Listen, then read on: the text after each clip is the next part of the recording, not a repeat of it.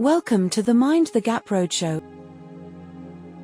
Northumberland CVA is delighted to bring you the first roadshow from the Northumberland Health and Wellbeing Network. The Mind the Gap Roadshow is designed for people who don't fit the systems, and many ultimately fall through the gaps. From the roadshow we met a lady called Linz Brown. Linz is not an actor but came with real-life lived experience. Linz has a severely complex autistic child who is now 16. We already do things like we don't eat off crockery. We can't eat off crockery. We have plasticware across the house because it's not a challenge. He likes to see it break. We have fingerprint locks on doors. We have locks on every doors to either stop coming in or stop going out. So our house is safe for him. Our safest never thought of. We can't plan family things like we do. I mean, we go, Ben's happy place is Florida. This boy is literally skipping down, he lives for thrill rides. He's just, but at home, we're like, we're just tired. I could do with a PA or an advocate just to take one of them and help. You're a prisoner in your own home, really. Yeah, we get through each day. My response was I wanted to find glimmers. I wanted to know about the wee moments that are special. That, like, can we magnify those moments? He is the funniest young man. He's a wind-up merchant. He lives his best life. So our glimmer is, as long as we can get through the day, he is living his best life, and our aim is to ensure he lives his best life. Yeah. He's my boy. He's your boy, of course he is. We know we're failing him because we're not living life. Yeah. We don't have hobbies. We don't go out. As a couple, we haven't been out for 10 years together. You're not feeling them. The system is. Yeah, but we're supposed to shout loud enough to get the system to hear. And I shout loud. I'm a very loud shouter. But the support's not there. Social worker is amazing, and she's put her hand on heart going, she came in temporarily and we've kept her. And she went, I can't believe how failed you guys have been for so long, because the second I met you as a family, I knew how complex you are. I knew how complex he was. So she knows, and she'll say, right, I need to come out. When is a good time for him? Because she knows fluctuations. Blah, blah, blah. So she's very good, but I haven't heard from her for 2 weeks because there's literally no services. And it's the understanding of the complexities that the higher ups, I want to say, don't understand. It's like there's a blanket. They have autism and learning disability, therefore they're all the same. Just to ask you, because I've been in a slightly similar situation where I've had a care needs assessment done. What was your takeaway from having that assessment done? Unfortunately, the commissioned services don't meet the needs of my son. As I've had personal experience of having a care needs assessment done, and I'm not going to say I've got any experience even close to what you're living through every day, but I get the sentiment of just getting through every day, because sometimes you go to these services and it's all brilliant, well done. And that's pretty much what's happened to me in my situation. Plain simple, we've had an agency involved, and unfortunately the non-negotiables that I put in place were they have to have like so many years of complex autism awareness, and they came with 0. And I worked with them for 4 months, and I was putting in 3 to 4 hours a week with the carers.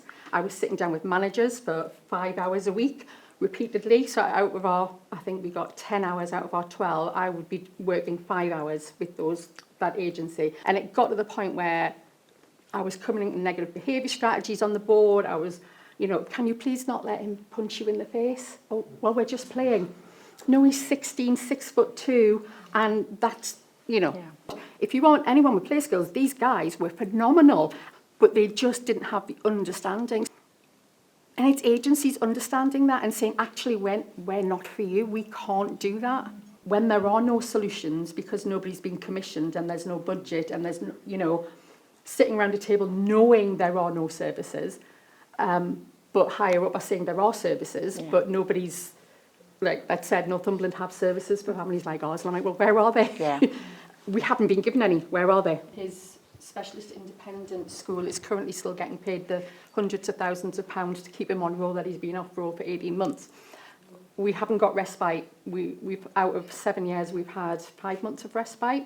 People in the room will ask, well, what happens with you yourself? Like, you're a person, and I know you say you feel like you're failing your son, and you said the system's failing them, which it is. It's important that you do still find something for you. One consultant came to the house the other day and went, how are we going to stop you having a nervous breakdown? And I went, well, I bake, and it used to be a hobby bake, and I've turned it into a business. That's probably the worst decision financially we've ever done. Yeah. However, it's been the best mental health decision I've ever done. So I've got a bakery cafe in Blythe. If you want to know about it, ask Lynn. And if it wasn't for that, I don't know where I would be. So I do a Sen coffee morning where I advertise it across, social media. I've got the social prescribers support it. I've got various other people who come in and sit, and families come in.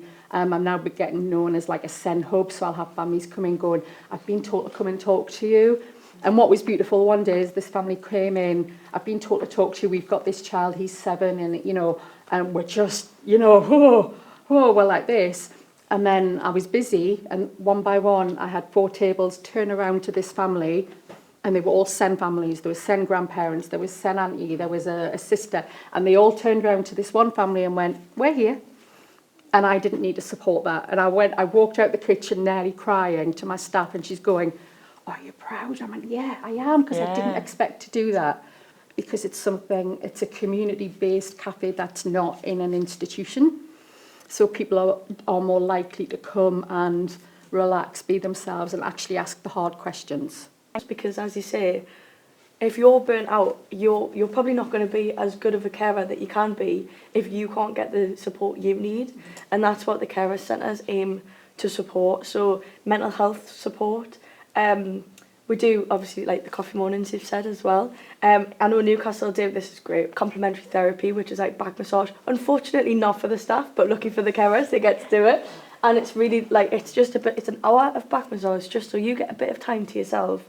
And we also help with looking and speaking to organisations that kind of don't speak to each other. It's not so much a question for you, Lindsay, it's a question for everybody in the room, because it really strikes me that what you said was he's not living his best life, or that you want him to live his best life. In your work, and when you've come into contact with statutory assessments, we look at needs, we look at issues, how often have you heard people ask that question? Yeah. In the 8 years, you've never been signposted out of the system to anyone. And I think that's why we're looking at this, because it was Michael over here that signposted us to the Liberative Method by Mark Smith, which has basically got 2 rules. Is it legal, and will it help them? And if the answer is yes to both of them, then let's get on with it and do it. Don't button down, free up. It's more about freeing up, getting out into the voluntary sector, the small business sector, and saying, who's on the ground doing this? And the return and the impact on people will be much better.